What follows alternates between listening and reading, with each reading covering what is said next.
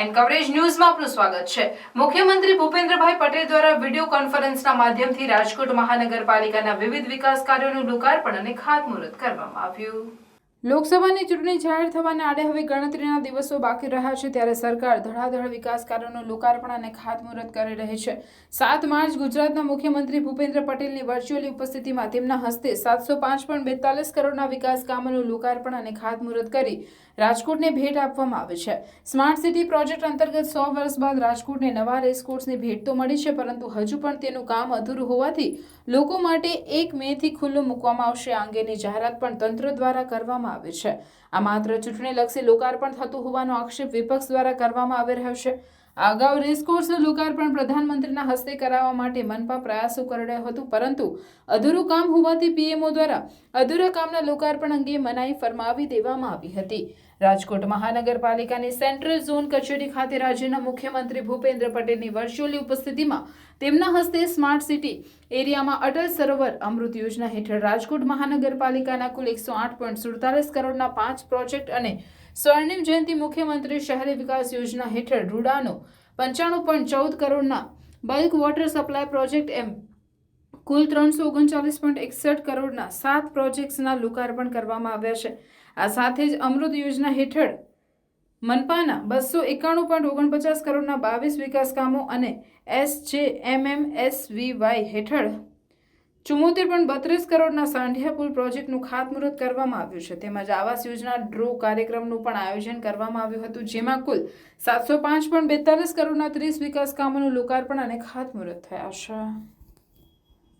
રાજકોટ મહાનગરપાલિકાના મેયર શ્રીમતી નૈનાબેન પઢેરિયા, સાંસદ શ્રી મોહનભાઈ કુંડારિયા, રાજ્યસભાના સાંસદ શ્રી રામભાઈ મોકરિયા, ધારાસભ્ય શ્રી રમેશભાઈ ટીલાળા, ધારાસભ્ય શ્રીમતી દર્શિતાબેન શાહ, ધારાસભ્ય શ્રી ઉદયભાઈ કાનગડ, રાજકોટ શહેર પ્રમુખ શ્રી મુકેશભાઈ દોશી, સ્ટેન્ડિંગ ચેરમેન શ્રી જયમીનભાઈ ઠાકર, શાસક પક્ષના નેતા શ્રીમતી લીલુબેન જાદવ, શાસક પક્ષના દંડક શ્રી મનીષભાઈ રાડિયા, રાજકોટ શહેર મહામંત્રી ડોક્ટર માધવ દવે, રાજકોટ શહેર મહામંત્રી વિરેન્દ્રસિંહ ઝાલા, રાજકોટ શહેર મહામંત્રી શ્રી અશ્વિનભાઈ મોલિયા, બાંધકામ સમિતિના ચેરમેન શ્રી ભાવેશભાઈ દેથરિયા, વોટર વર્ક્સ સમિતિના ચેરમેન શ્રી અશ્વિનભાઈ પાંભર, ડ્રેનેજ સમિતિના ચેરમેન શ્રી સુરેશભાઈ વશોયા, હાઉસિંગ સમિતિના ચેરમેન શ્રી નીતિનભાઈ રામાણી, કમિશનર શ્રી, સર્વ કોર્પોરેટરશ્રીઓ, સર્વ અધિકારી તથા આમંત્રિત સર્વ મહાનુભાવો તથા પ્રેસ મીડિયાના મિત્રો સૌને મારા નમસ્કાર। આપણા વિશ્વના સૌથી લોકપ્રિય નેતા અને દેશના યશસ્વી વડાપ્રધાન શ્રી નરેન્દ્રભાઈ મોદીએ વિકાસના કામોના પ્લાનિંગ, ઝડપી એક્ઝિક્યુશન અને ટાઈમલી ડિલિવરીની આગવી પેટર્ન વિકસાવી છે। નાણાંના અભાવે કોઈ વિકાસનું કામ અટકે નહીં, જેના ખાતમુહૂર્ત થાય તેના સમયસર લોકાર્પણ થાય એવી ગેરંટી વાળું આદરણીય મોદી સાહેબનું શાસન જનતાને મળ્યું છે। એક પણ અઠવાડિયું એવું હોતું નથી જ્યારે ડબલ એન્જિન સરકાર કોઈ વિકાસના કામ કે યોજનાના લાભ લઈને જનતા વચ્ચે ગઈ ના હોય। વડાપ્રધાનશ્રીએ 10 દિવસ પહેલા જ રાજકોટમાં વિકાસ કામોની હેલી વરસાવી છે। રાજકોટને કેન્દ્ર અને રાજ્ય સરકારના કુલ રૂપિયા 48,000 કરોડના 132 વિકાસ કામોની સોગાદ તેમણે આપી છે। પાછલા અઠવાડિયામાં 6 જિલ્લાઓને આશરે 4900 કરોડ રૂપિયાના વિકાસ કામોની ભેટ સરકારે ધરી છે।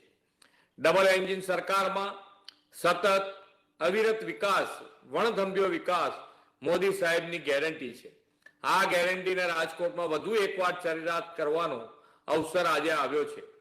કુલ રૂપિયા 715 કરોડના વિકાસ કામોના લાભ આજે રાજકોટ શહેરની જનતાને મળવાના છે। રાજકોટને સ્માર્ટ સિટી મિશન અંતર્ગત અટલ સરોવર અને એમ્યુઝમેન્ટ પાર્કની ભેટ મળી છે। સાથે સાથે ટર્સરી ટ્રીટમેન્ટ પ્લાન્ટનું પણ લોકાર્પણ આજે થયું છે। આ બંને પ્રોજેક્ટના લોકાર્પણ એટલે એક પંથ દો કાજ। ટર્સરી પ્લાન્ટમાં ટ્રીટ થયેલું પાણી અટલ સરોવરમાં જાય એટલે 12 માસ અટલ સરોવર ભરાયેલું જ રહે। જળ સંચય અને ટ્રીટેડ વોટર બંનેના સંયુક્ત મોડલથી આ બંને પ્રકલ્પ જળ વ્યવસ્થાપનનું આગવું ઉદાહરણ બનશે. અમૃત મિશન હેઠળ વોટર વર્ક્સના 4 પ્રોજેક્ટનો લાભ પણ રાજકોટને આજે મળ્યો છે. રાજકોટ શહેરના લગભગ 4.5 લાખ જેટલા લોકોને પીવાના પાણીની સુવિધા આનાથી મળતી થશે. વડાપ્રધાનશ્રીએ રાજકોટમાં લાઇટ હાઉસ પ્રોજેક્ટ તૈયાર કરાવીને આધુનિક આવાસીય સુવિધા સાકાર કરી છે. 10 વર્ષમાં રાજકોટ સહિત સમગ્ર ગુજરાતમાં 9 લાખ પરિવારોને પ્રધાનમંત્રી આવાસ યોજનામાં આવાસ મળ્યા છે. ગરીબ મધ્યમ વર્ગના દરેક પરિવારને માથે પાકી છત હોય, તેમનું પોતાનું ઘર હોય તેવી વડાપ્રધાનશ્રીની ગેરંટી આ આવાસોના નિર્માણથી આપણે પૂરી કરી છે. એ રાહે ચાલીને આજે કુલ 193 આવાસોનો ડ્રો કરીને જરૂરિયાતમંદ પરિવારને આવાસ છત્ર આપ્યું છે.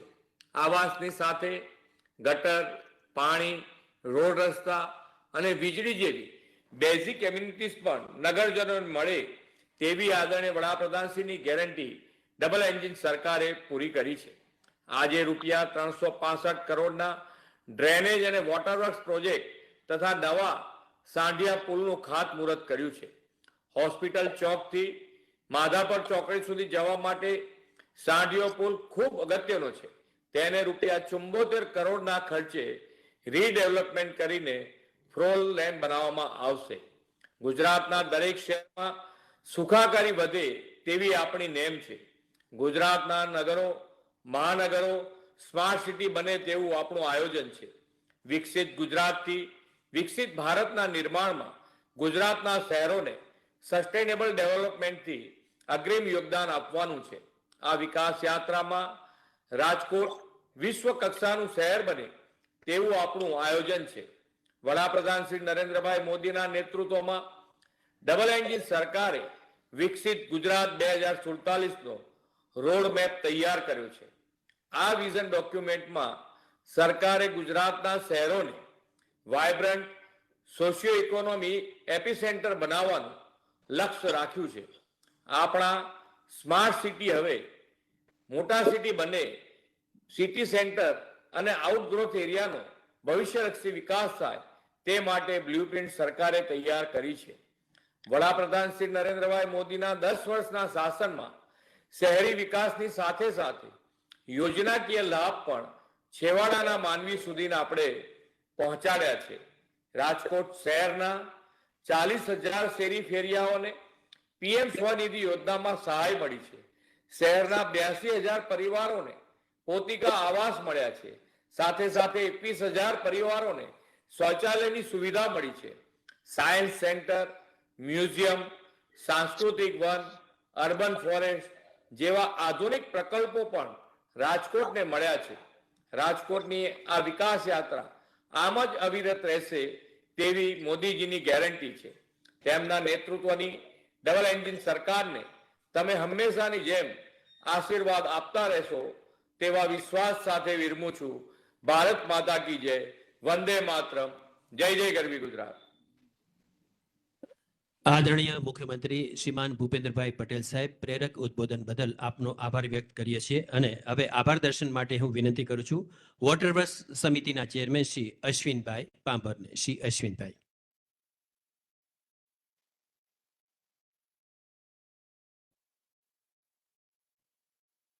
ભારત માતા કી. રાજકોટ મહાનગરપાલિકા શહેરી વિકાસ સત્તામંડળ દ્વારા લોકાર્પણ અને ખાતમુહૂર્તના કાર્યક્રમમાં હમણાં જ આપણી વચ્ચે વર્ચ્યુઅલ તરીકે જોડાય રાજ્યના મુખ્યમંત્રી આદરણીય શ્રી ભૂપેન્દ્રભાઈ પટેલ, એવા જ આપણા કેબિનેટ મંત્રી ભાનુબેન બાબરિયા, રાજકોટ શહેરના રાજકોટ કોર્પોરેશનના મેયર શ્રી નીનાબેન પેઢડિયા, બંને સાંસદ મોહનભાઈ કુંડારિયા, રામભાઈ મોકરિયા, શહેર ભાજપના પ્રમુખ મુકેશભાઈ દોશી, ધારાસભ્ય શ્રી રમેશભાઈ ટીલાળા, ઉદયભાઈ કાનગડ, દર્શિતાબેન શાહ, સ્ટેન્ડિંગ કમિટીના ચેરમેન જયમીનભાઈ ઠાકર, નેતા લીલુબેન, દંડક શ્રી મનીષભાઈ રાડિયા, કમિશનર શ્રી, કલેક્ટર શ્રી ત્રણેય મહામંત્રી વિરેન્દ્રસિંહ ઝાલા, માધવભાઈ દવે, અશ્વિનભાઈ મોલિયા તેમજ તમામ સમિતિના ચેરમેનશ્રીઓ, તમામ કોર્પોરેટરશ્રીઓ આ તકે આ કાર્યક્રમમાં રાજકોટ શહેરના નગરજનોનો રાજકોટ મ્યુનિસિપલ કોર્પોરેશન વતી આભાર વ્યક્ત કરું છું. ભારત માતા કી જય, વંદે માતરમ.